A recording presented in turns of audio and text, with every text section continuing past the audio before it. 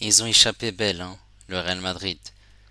Salut à tous, on se retrouve pour le débrief du match. Las Palmas, Real Madrid, match nul, un partout. Des buts qui ont été inscrits par Molero à la 5e minute de jeu pour Las Palmas et pour le Real Madrid à la 69e minute de jeu par Vinicius sur penalty. Merci aux personnes qui étaient présentes avec moi en live pour suivre ce match. N'hésitez pas à liker et à vous abonner si vous êtes nouveau. On est parti pour les statistiques du match. Pour le Real Madrid, c'est 25 tirs, 8 tirs cadrés et il y a eu un penalty transformé par Vinicius. Las Palmas, c'est 7 tirs, 2 tirs cadrés. Une position largement en faveur du Real Madrid à 57%, 43 seulement pour Las Palmas, 546 passes pour le Real Madrid, 422 pour Las Palmas.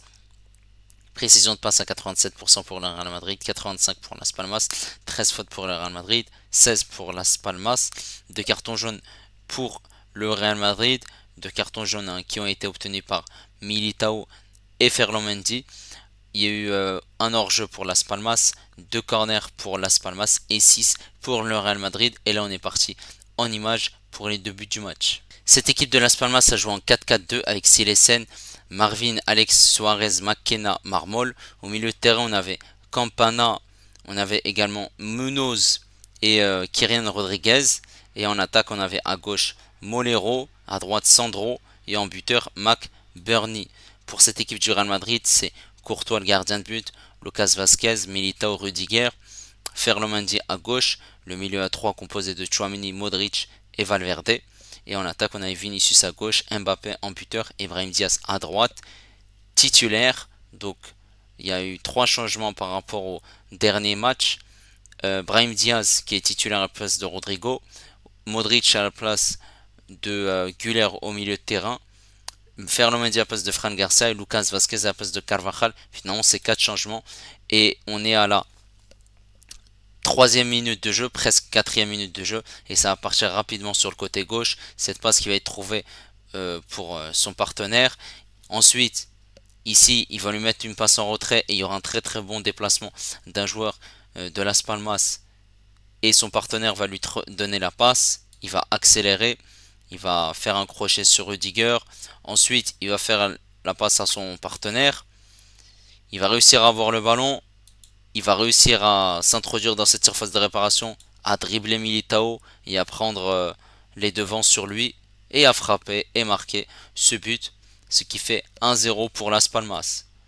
Voilà la célébration de Molero qui marque à la 5e minute de jeu.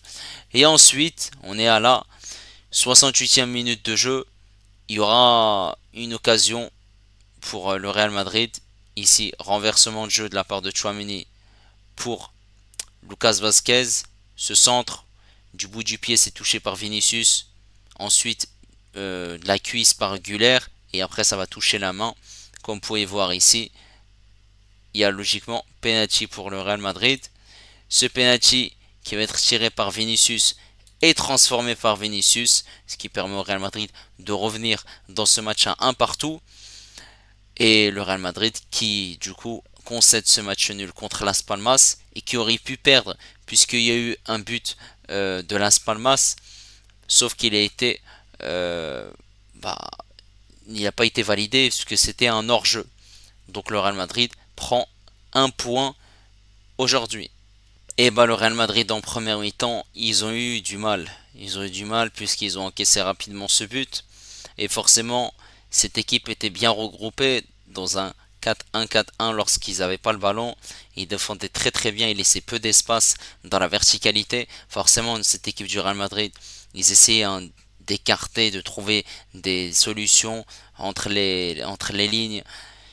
Malheureusement, c'était compliqué. Ils ont tout essayé, des ballons en profondeur, des frappes en dehors de la surface de réparation, pas mal de centres. Il y avait aussi pas mal de joueurs du Real Madrid qui rentraient dans cette surface de réparation en vain. Et ensuite, en deuxième mi-temps, il y a eu la sortie de Brahim Diaz à la pause, remplacé par Rodrigo. Voilà. Les joueurs du Real Madrid ont continué quand même à insister, à essayer d'avoir des occasions. Ils en ont eu. Euh, voilà, c'était soit hors cadre, soit contré. C'était surtout une équipe de Las Palmas qui défendait très très bien. Voilà, après il y a eu d'autres changements qui ont été effectués avec les entrées de Fran Garcia à la place de Ferland Mendy, Güler à la place de Modric pour essayer d'apporter un plus supplémentaire vu que Güler est offensif par rapport à Modric. Et ensuite, voilà, ils ont réussi à obtenir un penalty converti par Vinicius. C'était compliqué, voilà, il y a eu des occasions pour Mbappé, ça n'a pas abouti. Des frappes cadrées et il y a eu les arrêts du gardien Silesen. Et cette équipe de Las Palmas a marqué un magnifique but, mais malheureusement ce but a été refusé, ce qui permet au Real Madrid d'avoir un match nul aujourd'hui et d'avoir 5 points, puisqu'ils avaient fait une victoire contre Valladolid et un match nul lors de la première journée. Voilà, donc c'est compliqué, sachant que le Barça a gagné ses 3 premiers matchs. Et il faut que le Real Madrid se ressaisisse. Le premier match, c'était contre Mallorca. Maintenant, on va parler de la prestation des joueurs individuels. On va commencer par Thibaut Courtois. Alors Thibaut Courtois, il a fait un match correct. Il a été très intéressant. Il a surtout pas eu grand-chose à faire. Voilà, les relances. Après, surtout le premier but, il aurait pu faire largement mieux. Mais bon, voilà, il a encaissé ce but. Mis à part ça, allait. Côté droit, on avait Vasquez. Vasquez a essayé de l'apporter offensivement, a essayé de combiner. Il a essayé de se projeter, d'accélérer, de centrer, de s'introduire dans cette surface de réparation. Il y a eu beaucoup de déchets techniques, beaucoup de passes ratées, beaucoup de frappes en dehors de la surface de réparation qui n'ont pas abouti. J'ai trouvé que c'était un match décevant pour lui. Il y a eu ensuite en fin de match l'entrée de Carvajal. Cette charnière centrale, Rudiger Militao. Alors Rudiger, il a fait un match correct, toujours solide dans les duels, dans l'agressivité. Il a essayé d'apporter un plus supplémentaire offensivement sur les coups de pied arrêtés, malheureusement en vain. Après, Militao, il n'a pas été bon. Il y a eu des moments où ça allait, d'autres où il était en hésitation, surtout en plus ce premier but où il se fait dribbler assez facilement et juste derrière il y a le but. Voilà, il n'est pas resté vigilant, il n'est pas resté attentif, il y a eu quelques frayeurs, on arrivait facilement à le dribbler. Donc c'est un mauvais match pour Militao. Ferland Mendy sur le côté gauche. Alors Ferland Mendy, il a été plus défensif qu'offensif. Il a très très bien défendu, il a fait le taf, il a fait le job. Après forcément comme il y avait des joueurs qui attaquaient, donc forcément lui il était resté en retrait. Après, on voyait que par moment il montait, il est resté un peu haut pour essayer d'apporter un plus supplémentaire lorsque le Real Madrid jouait dans la deuxième partie du terrain. Voilà, il a essayé d'apporter des centres, des combinaisons. Ça marchait et d'autres non. Ensuite, ce milieu de terrain, on avait Tchouaméni, Valverde et Luka Modric. Et Tchouaméni, j'ai trouvé qu'il a fait un match intéressant. Il a fait un match intéressant, plutôt correct. Il arrivait à monopoliser le ballon, à protéger, à jouer vers l'avant avec ses partenaires. Voilà, il a été intéressant aussi. Par moments, il a accéléré le jeu. Voilà, match correct pour Tchouaméni.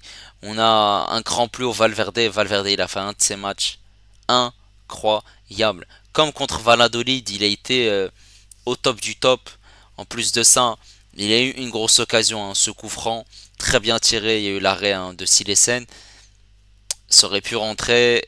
On a pu voir aussi qu'il avait du jus, même en fin de match. Il a accéléré. Il essayait de donner des ballons dans la profondeur à ses partenaires pour essayer de marquer ou essayer d'avoir des grosses occasions.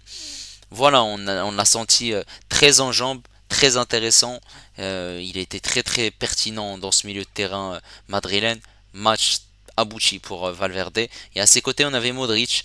Modric qui essayait de donner des passes entre les lignes à ses coéquipiers, qui voilà faisait des tacles, faisait des fautes intéressantes. Et d'ailleurs aussi pour les fautes, j'ai oublié de le préciser que Militao faisait des fautes voilà bêtes. Il a pris un carton jaune et c'est d'ailleurs pour ça où on voyait qu'il était en difficulté. Pour revenir à Modric, j'ai trouvé que son match il était moyen parce que on n'a pas senti un grand Modric aujourd'hui. C'était pas un Modric qui est percutant, qui pouvait tenter sa chance en dehors de la surface de réparation. Un Modric sur la réserve, tout simplement. Et en attaque, on avait trois attaquants. Et on va commencer par Brahim Diaz qui était aligné à droite. Et Brahim Diaz, bah, comme l'ensemble de cette équipe, en première mi-temps, il y a eu du déchet technique. Et il a joué une seule mi-temps, il a essayé de combiner, il a accéléré, il s'est créé des occasions dans ses surfaces de réparation. Il n'a pas pu tirer, il a combiné avec Mbappé, avec Vinicius. Forcément, c'était compliqué de trouver des solutions, trouver des espaces. Voilà, malheureusement, cette première mi-temps n'est pas aboutie pour lui. Il a été remplacé au retour des vestiaires par Rodrigo. À gauche, on avait Vinicius. Vinicius, il a marqué ce penalty. Il a été un joueur qui a apporté offensivement, qui essaye de dribbler, qui essaye de dribbler ses joueurs de Las Palmas, ça a apporté un plus supplémentaire entre les lignes. Après, forcément, il y avait des joueurs qui se marchaient dessus. Notamment Kylian Mbappé sur son côté, il y a eu Rodrigo aussi lorsqu'il est rentré, venait sur son couloir. Donc forcément, c'était compliqué. Il avait aussi moins d'espace Vinicius puisque cette équipe de Las Palmas était regroupée et défendait très très bien. Voilà, match correct même si on pourrait dire moyen pour Vinicius, même s'il y a ce penalty qui a été converti par le Brésilien. Et en buteur on avait qui? Allô? C'est qui? C'est Kylian Mbappé. 3 matchs, 0 but, 0 passe décisif au compteur pour l'attaquant français et c'est totalement décevant. Il avait marqué lors de son premier match en Super Cup contre l'Atalanta. Il avait marqué voilà, il avait marqué passe décisive de Bellingham. Au départ, hein, c'était cette passe de Vinicius. Et depuis ce match-là, Mbappé n'a plus été décisif. Que se passe-t-il? Tout simplement, bah, faut vous réveiller. Mbappé, c'est pas un neuf. Mbappé, c'est pas un neuf. Et Mbappé, il a eu des occasions. Il a tiré, il a buté face au gardien. Il y a eu des occasions qui sont parties au-dessus. Il y a eu des occasions où il y avait peu d'espace. Il prenait pas d'initiative, que ce soit de la tête.